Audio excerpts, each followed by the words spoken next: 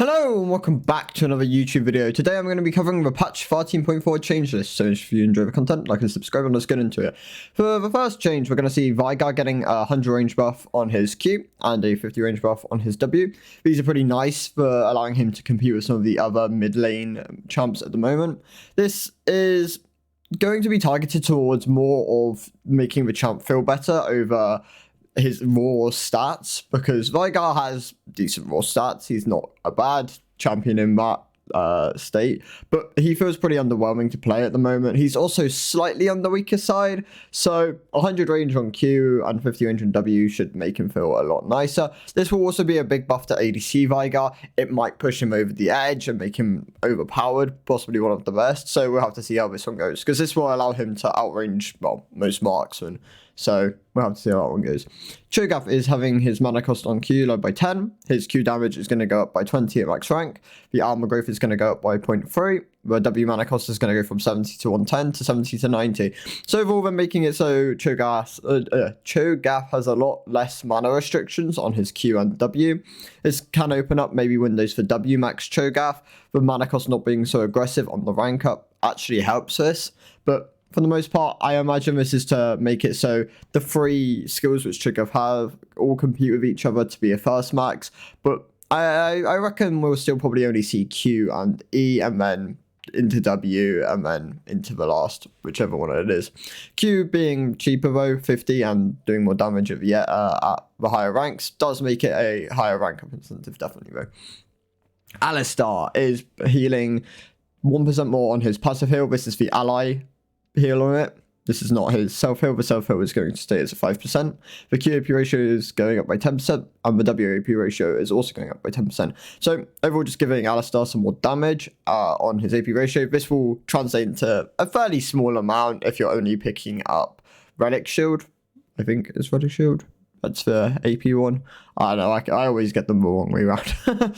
And yeah, so this will open up a small amount more damage, but overall, this won't do much. I imagine this is more aimed towards maybe like an Alistar jungle or an Alistar mid, possibly an Alistar top as well.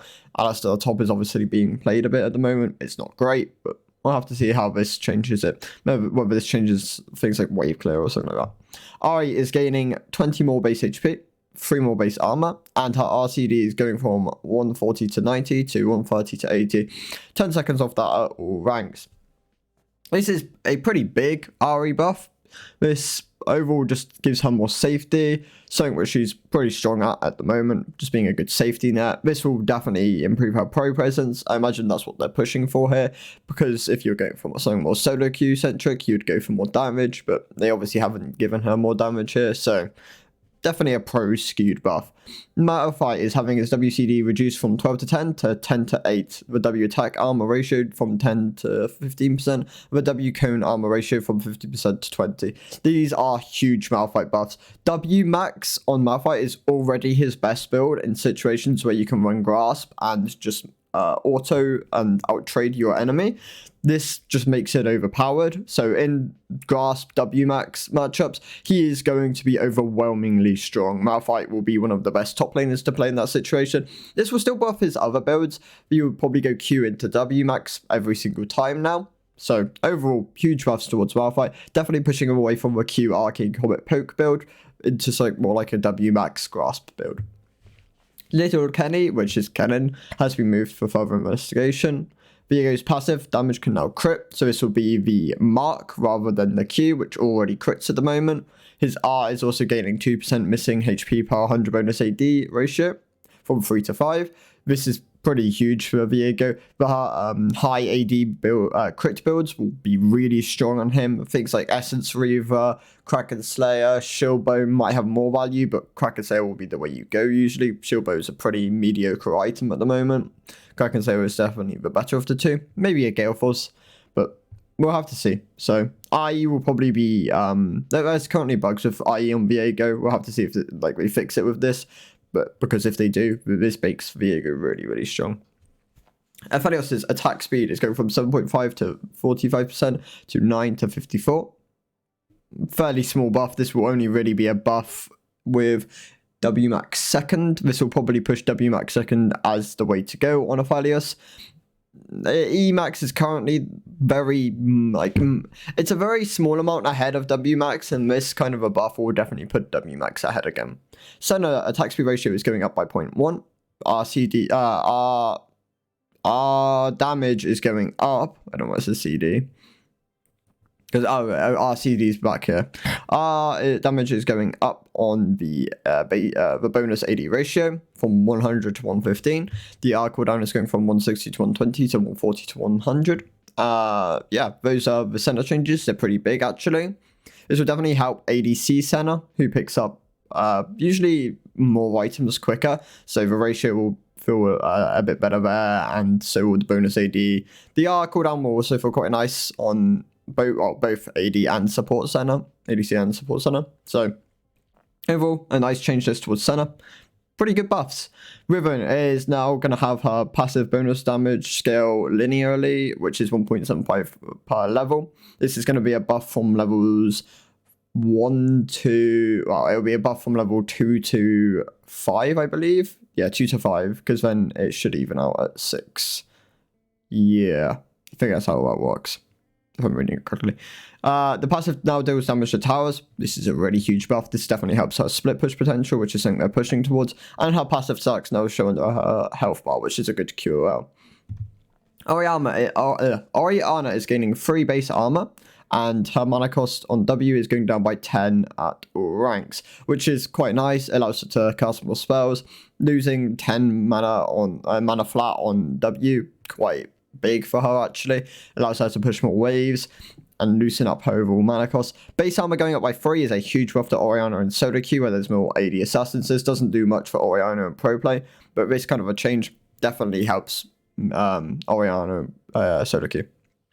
Samira is gaining her passive movement speed is changing from 3.5% per stack to 1 to 4, and her R lifesteal is going down from 66.7% to 50%. Overall, just making Samira a little weaker. She'll be a bit stronger at max rank on the passive movement speed, but it's going to be fairly negligible. And the overall, the big numbers are the 1, 2, which will be her early levels. So yeah, this is a pretty big nerf towards her overall ability to glue herself to people, denying them from really being able to run away. This actually also hurts her boots purchase, because she usually sits on T1s. She can either go Swifties or Lucidities, or still caps and marks, but for the most part, this will definitely hurt her. She'll have to itemize into full boots now. So yeah, pretty big nerf towards Samura. Drax's HP is going from 685 to plus 99 to 665 plus 100. The EAP ratio is going from 100 to 70%. The E-dodges increase total damage instead of base damage. So total damage instead of base damage on the E. So it will take into account the ratio and the target's max HP, which the base damage on the E is going down at level 1, but then the AP ratio and the max HP will actually be going up with the double damage on the E if you get hit during it. So it's a buff if you're being hit a lot. R on hit damage is going from 80 to 160 to 60 to 160, and the armor for first jump hit is going down by 10 at 10 at first level in ult. And the magic resist is also going down by 6 at first level in the ult. So overall, it's a pretty big nerf to Jax's ult at level 1, but then it will even out. So this definitely shows that they're kind of incentivizing Jax to be a lot more late game, rather than they're taking away a lot of his early game power in trade for giving him some slight, not really nerfing his late. And I guess a slight bit of a buff towards late if you're being hit a lot. Maokai Q damage is going from 70 to 270 to plus 2 to 3% max HP to 70 to 270 plus 2 to 4 max HP. So giving him some more tank killing capabilities with more points in this ability. The cooldown is going from 10 to 14. The damage is going from 55 to 155 to 50 to 150. The AP ratio is going down massively, and the slow is also going down massively on it. And the EHP ratio is going up by 0.1%. Slow per 100 HP. So we're just overall incentivizing Maokai to be more of a top laner with this.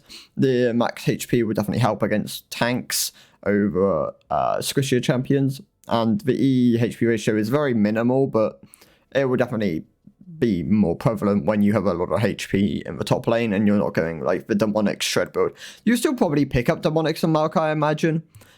Maybe you won't actually. These are really, really big nerfs towards the demonics poke and Maokai build. The cooldown, the damage, the EAP ratio. All this is really going to hurt the build. So I reckon you probably don't pick up demonics actually anymore. The ratios on Maokai are going to feel really underwhelming. So yeah, you'll probably just play full tank Maokai in the jungle and in the top lane. Whether this kills Maokai in the jungle, I don't think it will, but it would definitely hurt it. So maybe like a 2 to 3% win rate nerf. Might not be that, but there's a very high chance because Demonic's Rush is the best way to play him, that this is actually quite a sizable buff. Sizable enough. At least,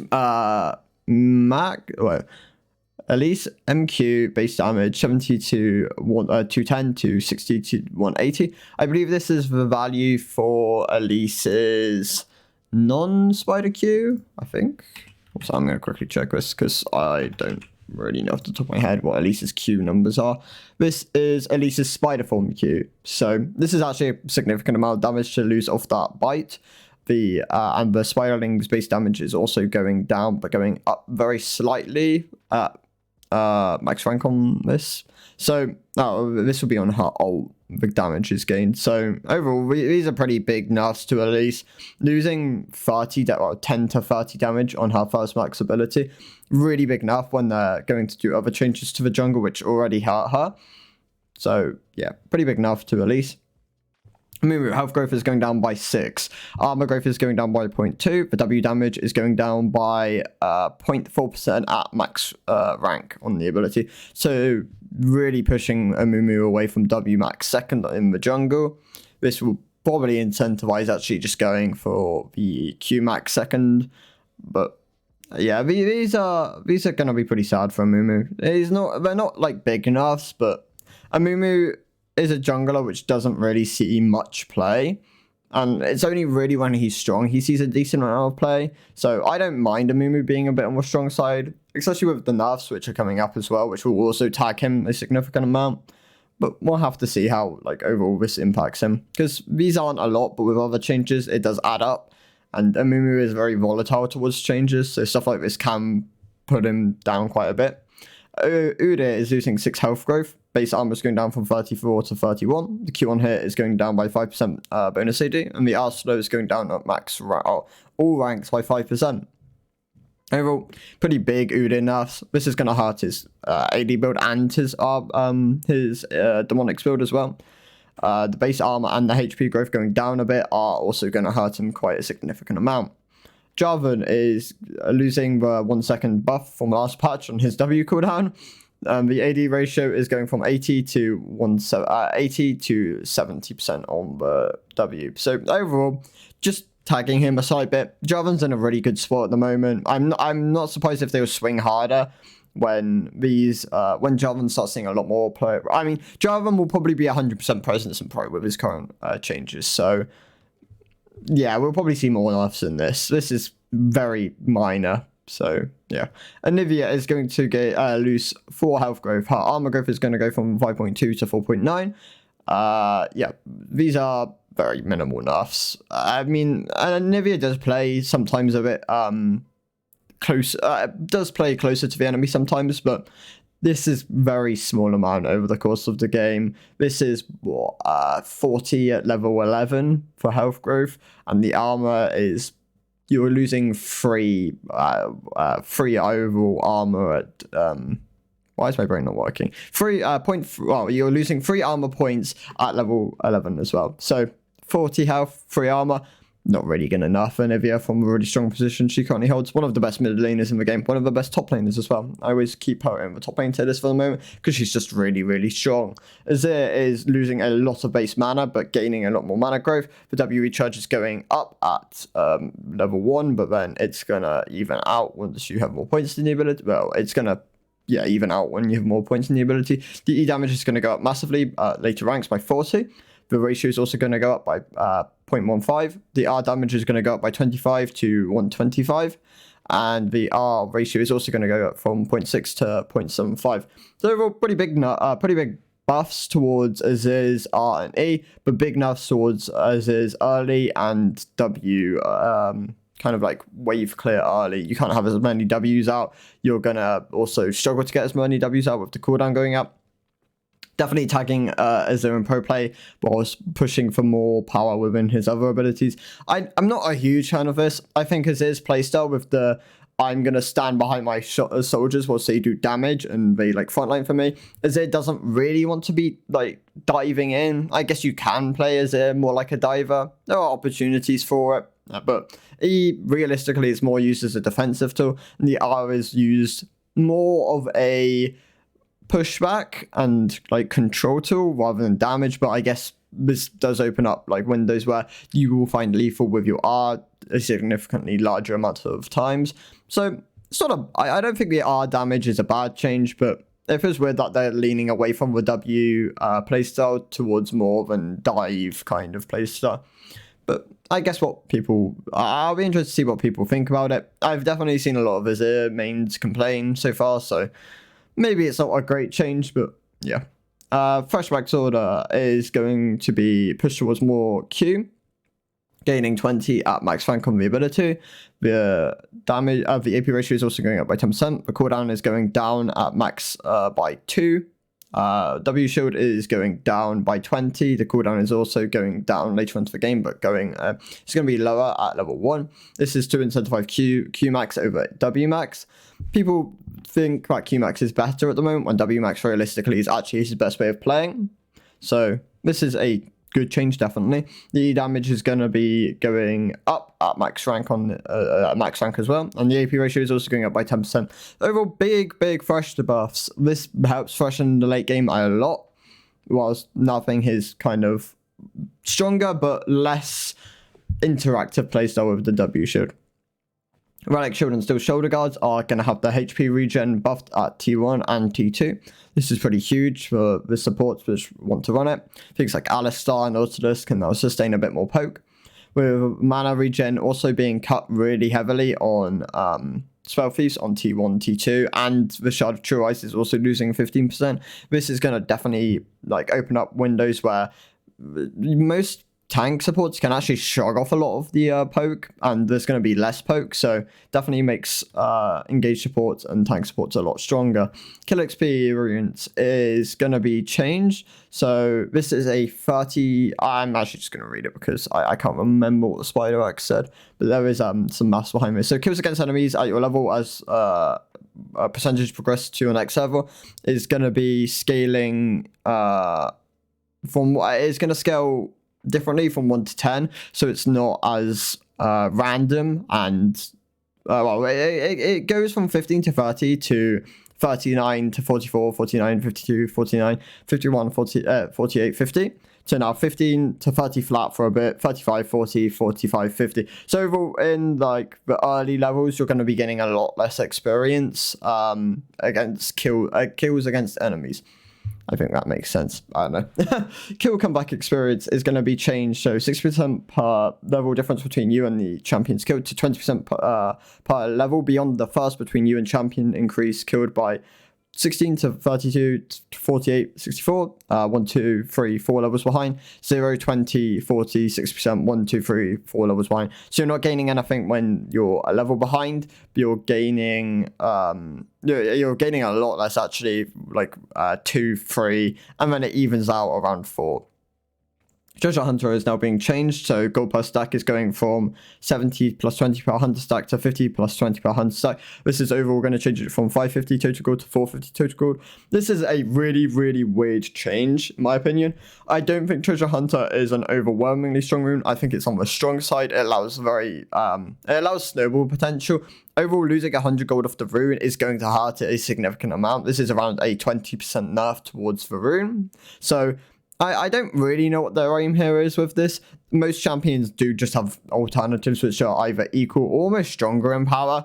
So, very weird change. Things like Samira will probably swap runes towards Resolve again. Tristana might go Resolve, or just different things within the domination tree. The main users of this do have just better options and can go over options. Demonic's clear speed is now going to be going down. Now has a cap of 40 damage per tick against monster. I don't actually think this affects many of the small camps. This probably only affects blue, red, and maybe Baron and Drake. Baron, Drake, and maybe blue and red. But I don't really know what this, whether you're actually hitting the 40 damage cap per tick against monsters. This might just be kind of a loose tooltip to make it so it seems like it's kind of not as good. First item. It might be like a placebo tooltip. That's kind of what it might be, but you're definitely going to probably feel this against Baron and Drake. Jungle sustain and close speed, you're going to gain more healing. For base kill heal is going from 25 to 30. Base scrump heal is going to go, HP is going to go from 2,200 to 2,050, making this fast to clear. Retail will no longer have a soft reset state, and companion AP ratio will be dropped from 15 to 12%. So a lot of these nerfs towards these AP junglers are actually going to get double tagged with the demonics and companion AP ratio. So that's super weird. I'm surprised that they've got like double swinging. This will really open up windows for like a lot of AD junglers. And the Doran's HP regen is going from 6 HP per 5 seconds to 4 HP per 5 seconds. This is also another really weird change. I think Doran's shield is good, like one of the better. D-Ring is really slept on for a lot of champions actually, which can run D-Shield. Things like Tom Kench can actually opt into D-Ring instead of D-Shield. And a lot of other top laners can actually do this as well. So nothing this might just actually incentivize D-Ring start for a lot of champions. This also really hurts a lot of top laners into ranged champions. Ranged champions aren't bad in the top lane. Things like your Vaynes, your Quins, Nars. Maybe not Nar. I think Nar is on the weak side. I also dislike Nar. But overall, this is a bit of a weird change because, yeah, you will probably, like, with the really ADC kind of heavy metas we're seeing at the moment where ADCs are pretty strong, this will definitely make it so a lot of ADCs can actually bully out top laners without much like response. So it's a bit of a weird change in my opinion, especially with the current state of the rest of the game. We'll have to see whether this actually pushes a lot of ADCs into the top lane. I hope not, but this does do a lot. This is a 33% nerf, so it's not to be slept on. Overall, it's an interesting patch, definitely. I think there's a lot of cool buffs in here. I think there's also a good amount of nerfs needed for a lot of champions. Fresh adjustments are cool. Definitely healthy towards the champion and what his playstyle wants to be. And overall, just a lot of system nerfs. So, thank you guys for watching. I'll talk about these properly in the patch list and what actually goes live. Most of these changes will go live, so I have no doubt this was basically the complete list. So, yeah, thank you guys for watching. I'll see you in the next one. Goodbye.